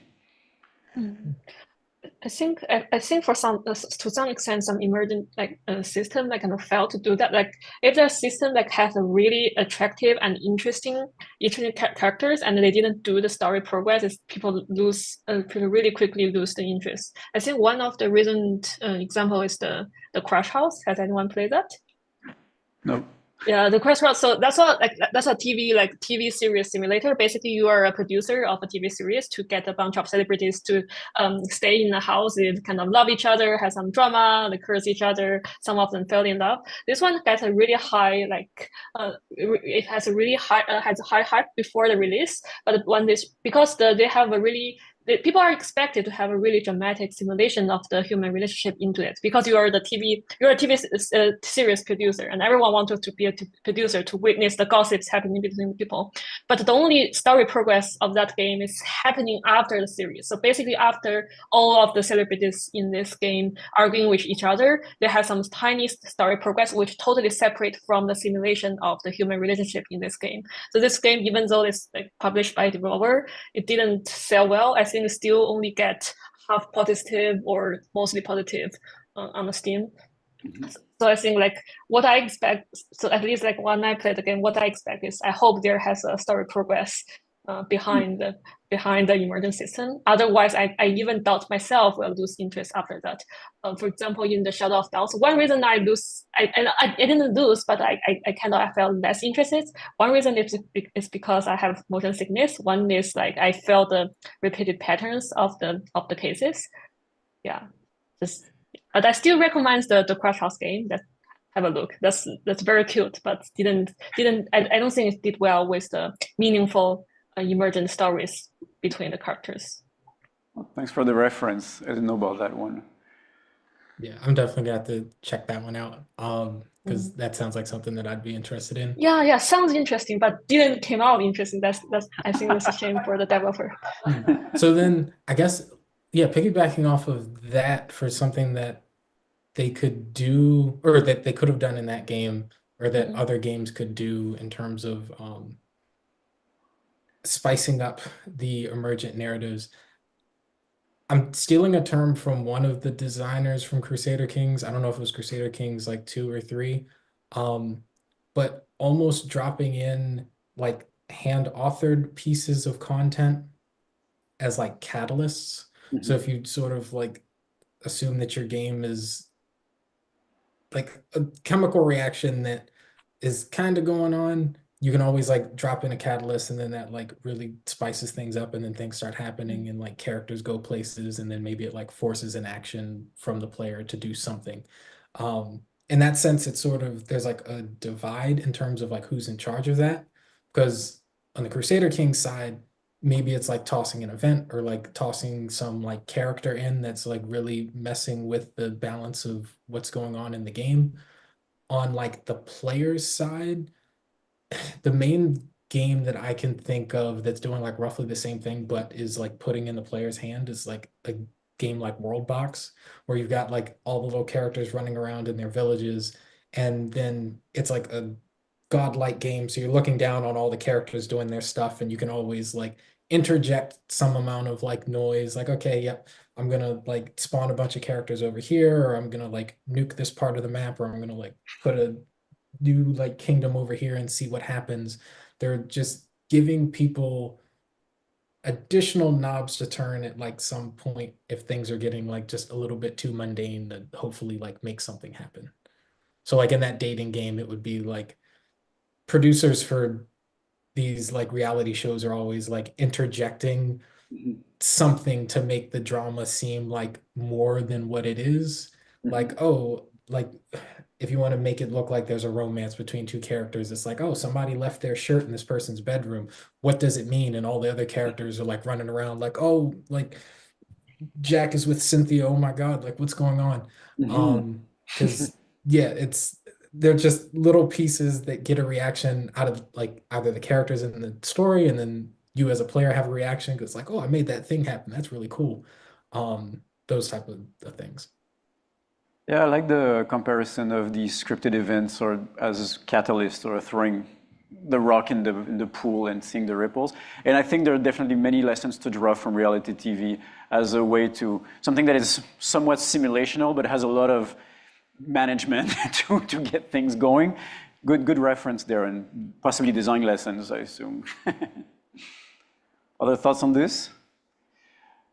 Think about it. Oh yeah, and actually that was the next question. What's the role of storylets and scripted events in this mix? So we have one tip. Any other thought? Is this like what would that's one of the paradox design solution, for example. I mean, there are drawbacks for sure. Like you see them again, you see that there's a little bit of something jarring between the hand-authored bit and against the rest, but it's also effective. So I don't know. I'll toss something in here, maybe. Emily Short has this great ProcGen Tarot, which is in the appendix of the Annals of the Parigues, which is this, I think, generated novel she did for NaNoWriMo or NanoGemo in like 2015 or something like that. And it has these 5 different suits, which are sort of like these principles of ProcGen that kind of express different things you can put together to make interesting combinations. The one that I'm thinking of here specifically is the principle of egg, which is sort of a single unitary thing crafted by a human that's kind of dropped into maybe a soup or a stew of otherwise like more generative or more fragmentary material. And I think one of the nice things about this kind of like human crafted like content is that it can serve as a landmark, something that's sort of like common across multiple different playthroughs. So different people can orient towards it and sort of like all refer back to the same point. It gives you a sense of contrast and sort of like breaks up the soup of undifferentiated generativity. And I think it gives this really interesting sort of opportunity for the author to be felt more directly, or that communication with the author of the simulation to be established more directly for a moment before it is kind of made noisier again by the raw material of simulation. And so I think this asymmetry between having like some chunks of human generated or human produced content and much more sort of like generative background is one of the really interesting places where that interplay between authorship and non-authorship happens. I'm curious about that one. So the egg. Okay. Yeah, good points. And I suppose any other thoughts on storylets and like prescripted bits? No? We can move on. Okay, no, well, this is maybe just a yes or no question, more or less, but actually, no, I think I have my answer, because are there any general tips that work across, or does every project is super idiosyncratic and has its own thoughts? I think we've had some comments and suggestions that show that there are some maybe general advice. So I'll move on. We've discussed this a little bit. Is it worth it? Because all the complexity, you said you spent 1 year modeling like property titles in a game. That's a lot of work. And I've been there as well. And the question is, do players notice? We notice, there's definitely appeal for players who get the sense that there's a lot of stuff working under the hood and that they derive value from it. But is that always a niche thing, or I don't know? I think that it's very easy to dismiss the depth of some things when a small minority of players will truly perceive or interrogate it. But I think it's extremely dangerous to dismiss those people because they are the ones you are most directly speaking to when you make this. So, not everybody has the storytelling ability of Krug Smash. Not everybody has the perception or ability to play Dwarf Fortress as Krug Smash did, especially 12 years ago or whenever Boat Murdered happened. But if he had put in all of that effort to interrogate the system, dig deep into it, understand it in order to subvert it, and then it turned out it didn't actually make sense, he would have become the opposite of an evangelist. He would have said, this game betrayed me. Like, I went into it with the pretense that this made sense, that there's an internal coherency to my dream, and you just told me, no, actually, you should just wake up. And that's, I think, the allure of this type of generation. I think that you can, I think the metaphor of sculpting away something beautiful out of the LLM by constraining it in a way that might be surprising or more authorial is really gorgeous as a metaphor. But I do think that it's a difficult material to work with, as you say, and making the internal coherency itself, like the stained glass of the different pieces working together in a way that is almost what you expected, is the art form which LLMs make harder to execute. I like that answer because the assumption that everybody needs to see all the cogs is wrong necessarily, but to hold that promise, I mean, when I go, it's true to say, when I go into Dwarf Fortress, I want to believe that all this makes sense. And if it was trumped and see that it was all bells and whistles or mirrors, smoke and mirrors, so that's the expression, it would lose value. It will lose value. So I like that. Yeah, I mean, it's the belief in the real world, like you said, the ontology, the existence of the world needs to be maintained as a magic circle. I really like that answer. And I also want to sort of come in with a slightly different angle on some of the same phenomena. I think one of the really big things that matters a lot about the simulation is that it establishes shared context between players who are not necessarily all going to experience all of the same events, but who will all have some points of commonality between their experiences of what the simulation acts like, what it tends to do, how it responds to or like resists certain kinds of player activity. And I think that that significant shared context is a big factor in the uptake of these canonical emergent narratives like Boat Murdered and Alice and Kev from The Sims and some of the Blaseball stories I've talked about, and so on. So I think one of the things that language models are really failing at in a lot of ways right now is providing some sense of shared reality or shared context across different runs, or especially between different players, because they're kind of super malleable by default. And if you arrive at like an AI dungeon story, for instance, it's very easy to just kind of narrate whatever you want to happen. And there's nothing that really pushes back or resists that in a way that is textured or patterned across lots of different playthroughs. On the other hand, I've also seen things like some very early LLM-powered social media bots. There was this one that Nostalgia Brayest, who's a Tumblr user, kind of made as a clone of their own persona. And they had, like, the bot had its own Tumblr blog. People started asking it questions. It would respond to the questions. It sort of participated in this, like, Tumblr shitposting community, basically, and started to develop this, like, shared identity between lots of different people's perceptions of it as like a node in this social network. And that felt to me very like it was creating that kind of shared social reality around the LLM that it kind of gave it some of the same energy as some of these simulations that kind of coordinate multiple different players' perceptions of what's possible in this story volume. So I think I actually, in my little response that I wrote up to this question in advance, talked about the dream metaphor specifically and how like sharing a dream often doesn't matter to you that much unless you know the person the dream is had by and can sign, like you have that context to draw on of like who they are and what kind of dreams they tend to have and that kind of thing. So I think like, yeah, the story volume feeling like it's a thing that has some consistency and being shared across multiple different people is what really matters. And that's what simulations almost give you for free, kind of like this intertextuality by default. And language models are not usually succeeding at that yet, even though they could in principle. Yeah, Yeah, totally. shared world, shared context. I like that. Yu-chan, was it you speaking?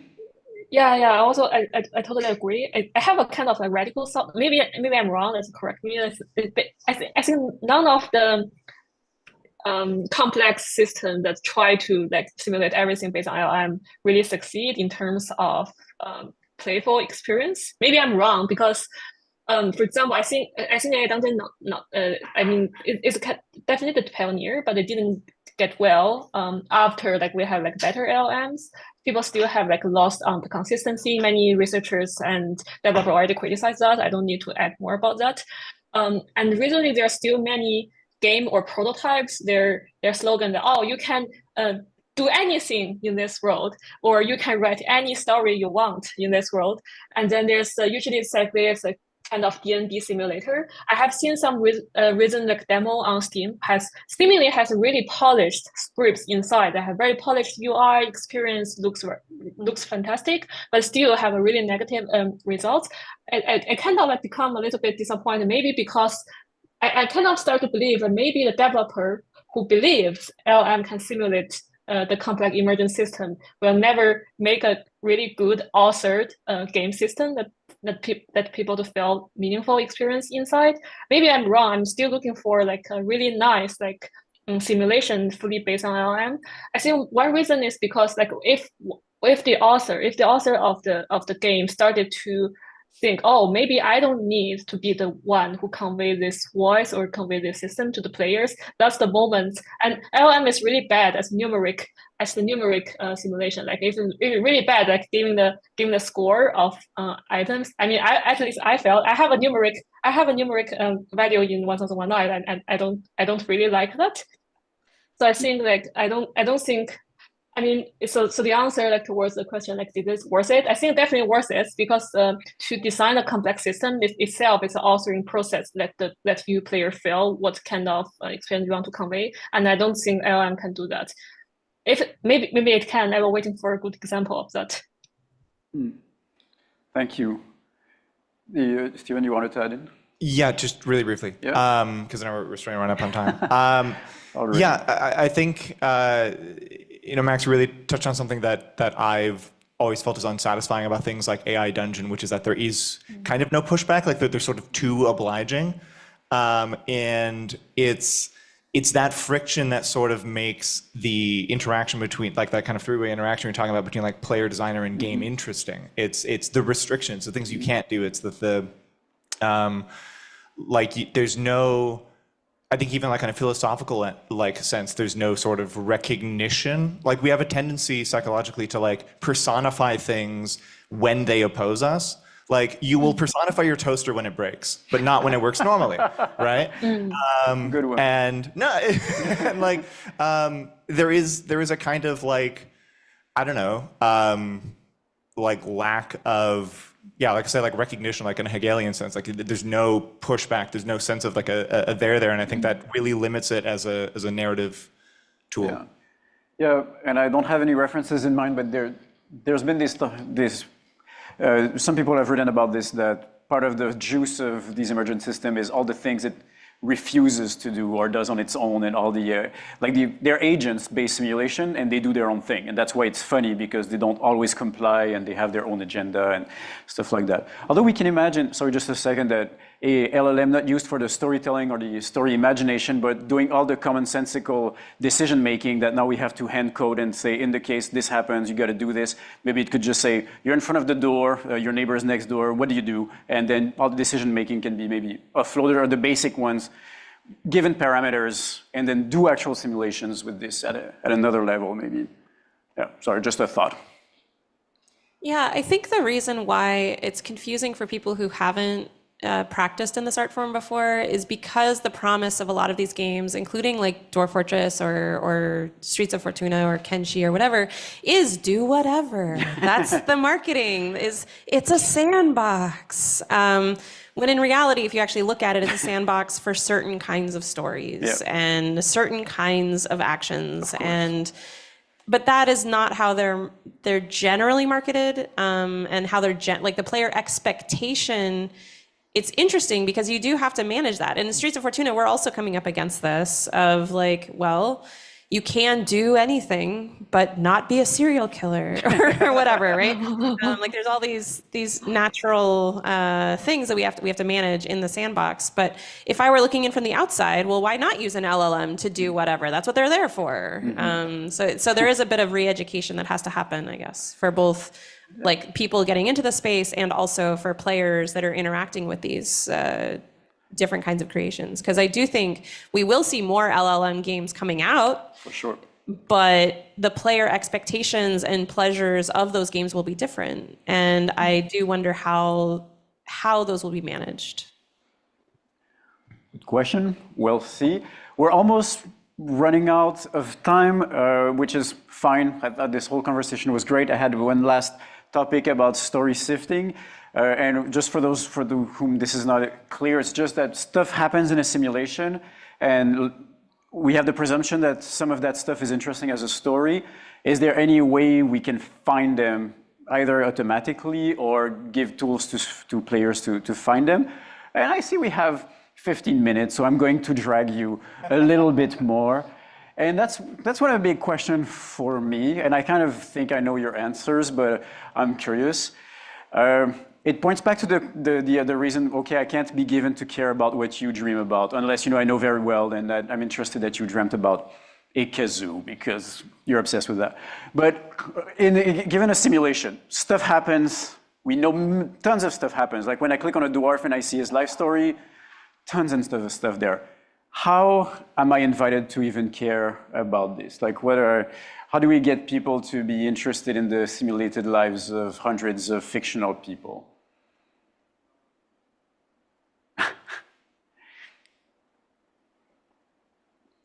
So I'll take a crack at this one.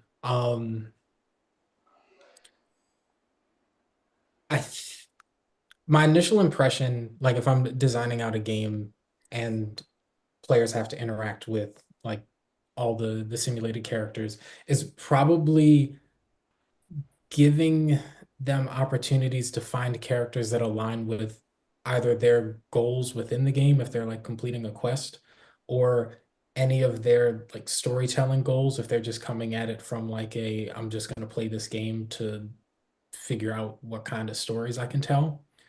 And then presenting those characters to them as options of like, hey, this character exists over here based off of what you want to do.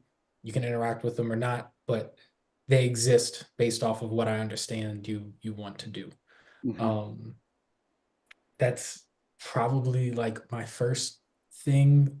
And that's highlight other entities that are relevant to your context right now. Yes. Give you the lead to follow up on those things. Yeah, assuming they're not like embodying a specific character, which at that point it's like, okay, you are this character, and then we're going to give you like a family, and now we assume that you automatically care about your family. You don't necessarily have to, but like we're giving you some form of like social context. We're dropping you into a social context and then giving you characters that are connected to your character in some way, and then you can decide how you feel about them, like yourself, versus how like your character might feel about them. Good answer. I was going to say too, it depends on, I guess, how you focus on characters in games. I think in something like The Sims, in a household, you might have up to 6 characters, maybe a little more, but like at that point, you will know every single character in the house. You might have even created a lot of them. Once it gets to like 100 people, then it becomes your like community, like your Dwarf Fortress. You just think about the dwarves. If one of them does something interesting, they'll become like your, you know, protagonist. You'll look at them and you'll be like, hey, it's that guy. He loves drinking and he's drinking again or something. But there's just a point where people can't process the number of characters you're simulating. And at that point, then the emergent narratives, as we see with Dwarf Fortress, either become about these specific characters or about the fate of like the entire community as a whole.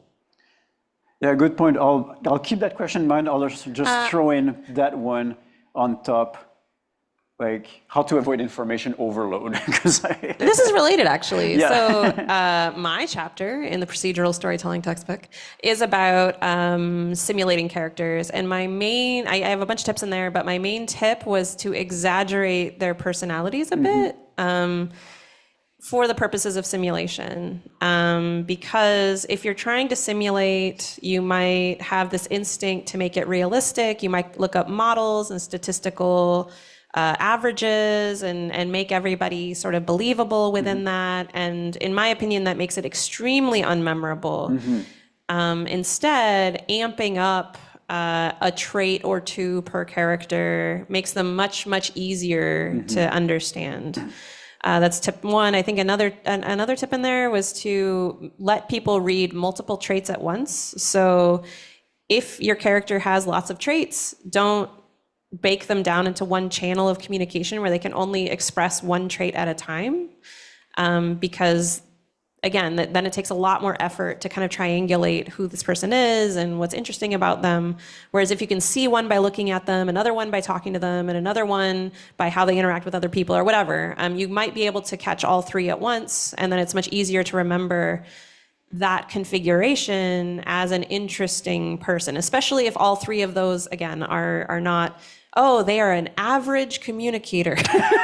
That is not a trait that is memorable. Just putting that out there. Good point. So you can remember because, oh, that's the loudmouth, and he in all. Yeah, I mean, obviously, if you use too much of it, it becomes soup again. If everybody's a little bit crazy in some way, so you need some grist in there, but. On average, if each character has, they're a loudmouth and they have red hair and they love to talk about fishing. Like that's 3 different things. Like, oh, it's that guy or whatever. And thinking about it that way, about what stands out rather than how does this person fit into the averages. Good point.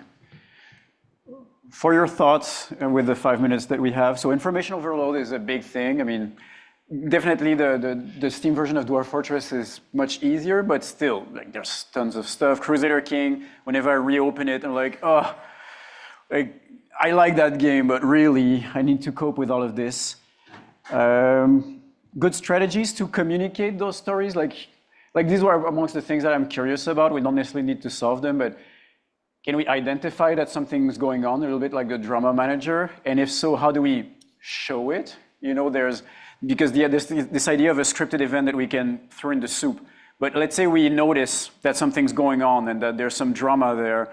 How do we surface it? Or is there, go ahead. So these are the open questions. Let's finish around the general thoughts about those. So this is probably a terrible answer, but I have always been fascinated by the idea of how to make the Dark Souls FromSoft, like player to player, perception / community ARG-ness, like that communication system where you can leave a message in a context and other people can see it and it becomes its own moment. Making that in a procedural system game is like a holy grail to me of if you could somehow let players talk across realities, it would just add so much to the collective story enjoyment, because like only 1% of the people who have a funny story are going to leave a Steam review, et cetera, et cetera. But this isn't necessarily a great answer to your question. Sorry, I just No, but there's couldn't a resist thought because there I will talk where- about it at all times. Because I suppose it can come from another player, but it could also come from the system leaving a note saying, hey, have you noticed like the pink hair fish lover is doing this in the spa right now? Like, huh, I'm gonna go look at that. I think one thing that I'm really interested in is giving the player a way to express their partially formed narrative intent so that the system is then able to react to and surface events that are relevant to that intent. We pioneered this in Loose Ends, which was the system that I built towards the end of my PhD.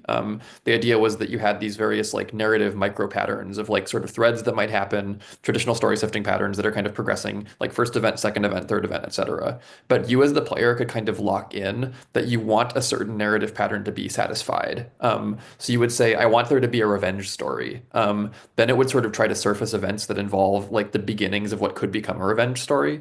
Once you decided one of those was like a good start of a revenge story, you could kind of lock that in. And then the system would try to like find ways to continue the revenge story down several possible different paths. And it was trying to weave together like multiple different threads, some suggested by the system, some that the player had declared as of interest to them, et cetera, et cetera. And it gave you this really interesting kind of approach to both becoming invested in events that could become a longer story later on, while also suggesting different ways that the stories that were emerging could turn out, so that you could sort of like, as a player, start to think more directly about like the forward momentum of the story as it currently exists and where you might want it or not want it to go. And I think that creates a really interesting kind of like hybrid investment slash like interest in the events that kind of add on to that thread in one way or another. Just to be clear, was the world kind of bent to fit some expectation, or did it was just steering you towards things, but towards places where things were happening anyways? Yeah, the version of this that we actually built in practice had no simulation behind it. Okay. It was just showing you all of the things that could happen next, which was every possible dyadic interaction between every pair of characters, sorted by how much it seemed like it would advance or detract from the patterns that you had established so far. What we would like to do in the future, I think, is push that further by having an actual like complicated simulation that is then either being steered by or at least being like surveyed by the partial event sequences that you've realized so far. But yeah, I think broadly, this kind of like get the player to craft some specification of what they would like to see happen or what they think is going on is a great way to get them to be more involved in the storytelling process, and therefore to both give the system more ways to respond to their intent directly because they know what the system knows what it is now, but also to like frustrate or play with that intent. Mm-hmm. I don't know if it applies to all games, but I know some, like SimCity and King of Dragon Pass and Six Ages, have a counselor system. And each of these counselors are, experts in a different thing, and they can kind of report on things that might be of interest. It's partially a gameplay thing, but it can also function as a narrative thing. So, SimCity, they might be like, oh, your streets are really congested. You should work on that. But they can also report things like crashes or, protests happening.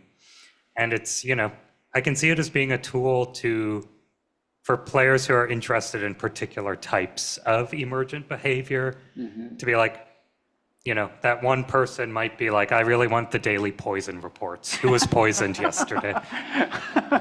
Like, I know there's many things, but this is my thing right now. So let me go talk to the local, news agent covering poisons in the city. And little features like that, which are kind of also led by the players and can maybe even encourage a kind of behavior or way to discover the stories, but kind of still exist within the world and are at the player's discretion to engage with as they see fit. Because I think if you do too much of it, then you lose that part of discovering these yourself, which I think we all agree is a lot of fun in these emergent games. So. Yeah, I think the Six Ages counselors, they simultaneously signal to you what kind of story path this storylet you've triggered is going down. Like they'll give you like, oh, these guys might get revenge on us if we do this. And then it's sort of up to the player. It signals both where you're going and then the options sort of let you massage that. Like some of it isn't really debatable. Like Six Ages 2 is a story of the world ending, so that's gonna happen. But ultimately, yeah, listening to your counselors is a good way for players to make their own stories because they can perceive themselves better through these in-world characters, interpreting for them. All right, we're almost over.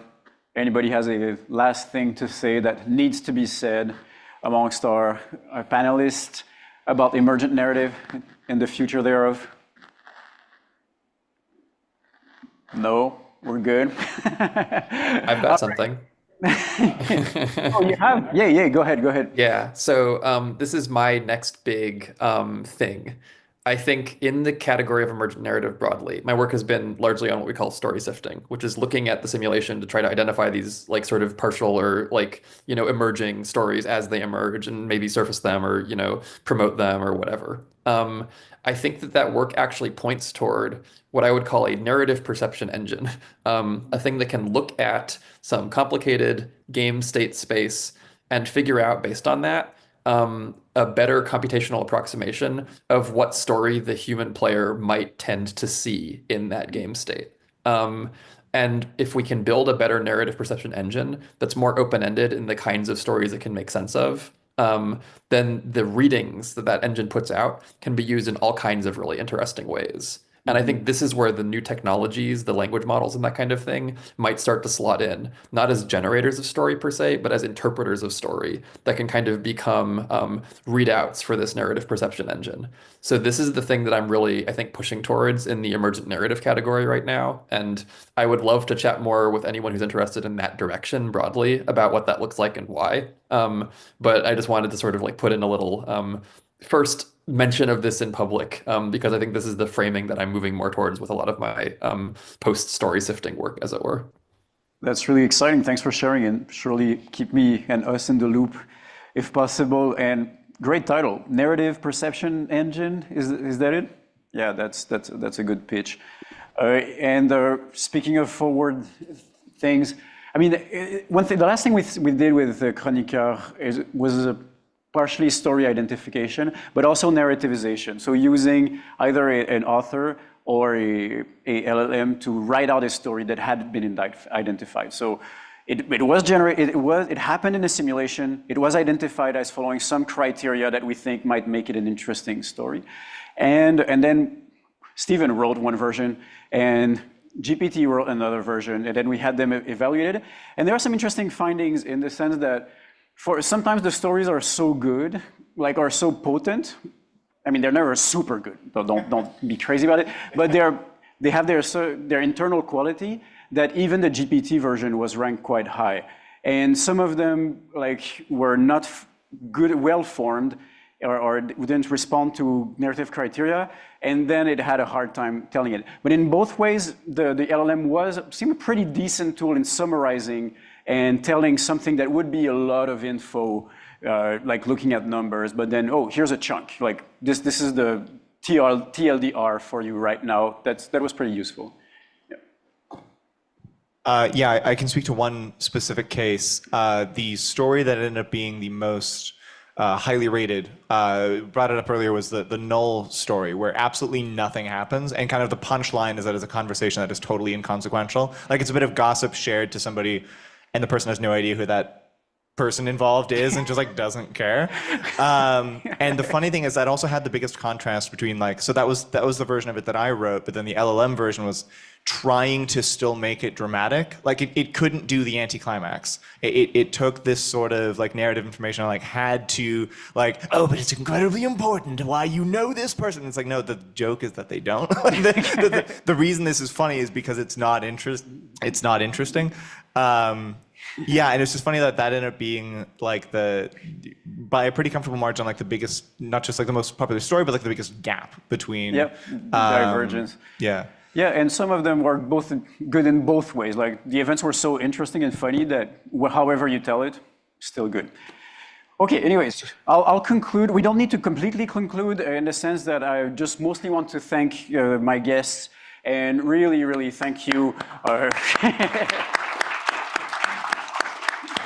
So hopefully that wasn't too boring for you or people online or for even the panelists, but for me that was greatly interesting and I would definitely go on moving forward. So yeah, thank you for your generosity and sharing your insights. Learned a ton of things. We'll be totally reviewing the transcript of this. And what's coming up right now is we can maybe take like a little break for those who want to stick around. It's been 2 hours. And you're welcome to all break away and go back to your other business. But Stephen and I, at least, we're sticking around. And for those who have thoughts also on emergent narratives and thought that some aspects were not mentioned or that you want to push back on stuff that were said or that have questions for us or for whoever sticks around, then you're welcome to stay. And I'm not moving until there's like no conversation going about this. So thanks again for your participation. Thanks for showing up, and hopefully that was interesting to you. Guys, I hope we follow up for other research leads. I think there's a lot of common ground and common interests. And yeah, so stick around or not, but thank you so much. All right, so yeah. Thanks, everyone. So how about this? Maybe 5 minutes. If there's still people around after that, I'll take questions and do discussions. I know there are people online. We'll look at what's there on the chat. And yeah, we'll just wing it and improvise from there. Thanks, Jonathan. We're going to just let them know online. We're going to close up the YouTube live.